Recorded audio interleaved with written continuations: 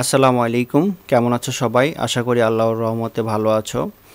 এই ভিডিওতে আমি ইংলিশ লিটারেচারের লিটারি টার্ম ক্লাইম্যাক্স নিয়ে আলোচনা করব।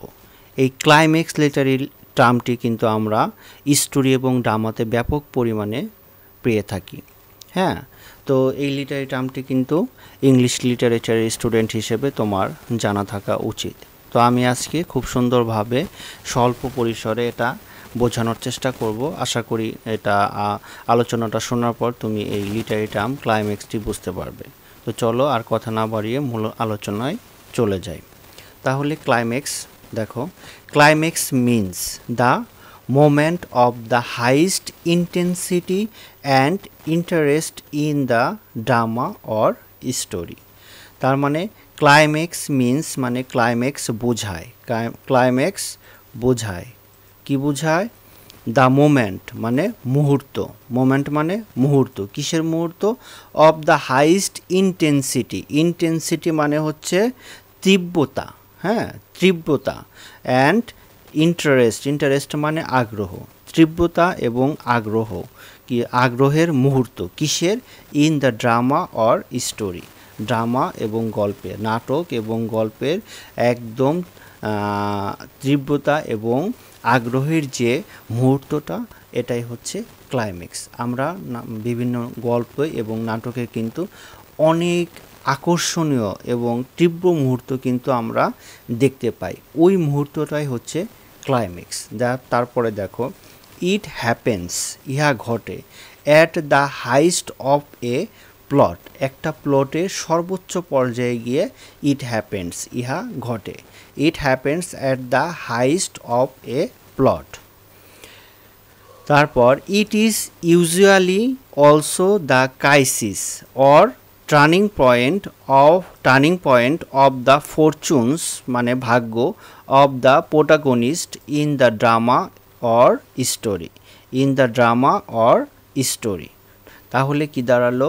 ইট ইজ ইউজুয়ালি, ইহা সচরাচর, অলসো দ্য ক্রাইসিস, ক্রাইসিস মানে হচ্ছে সংকট, or turning point, turning point মানে উত্থানের সময়, হ্যাঁ, অফ দ্য ফরচুন মানে ভাগ্য, অফ দ্য প্রোটাগনিস্ট মানে হচ্ছে কেন্দ্রীয় চরিত্র, protagonist, in the drama or story. তাহলে একটা ড্রামা বা নাটক বা গল্পের মধ্যে যে কেন্দ্রীয় চরিত্র, তার ভাগ্যের যে সংকটময় অবস্থা বা উত্থানের যে অবস্থা বা উন্নতির যে অবস্থা, এই ঘটনাটা যখন ঘটে সেটাই হচ্ছে কি ক্লাইম্যাক্স আমরা বুঝে থাকি। তারপরে দেখো, it can be at the top of the rising action. তাহলে it can be at the top of the rising action, it can be, ইহা হতে পারে, at the top of the rising action, উত্থানের যে অ্যাকশন সে একদম সর্বোচ্চ পর্যায়ে যায়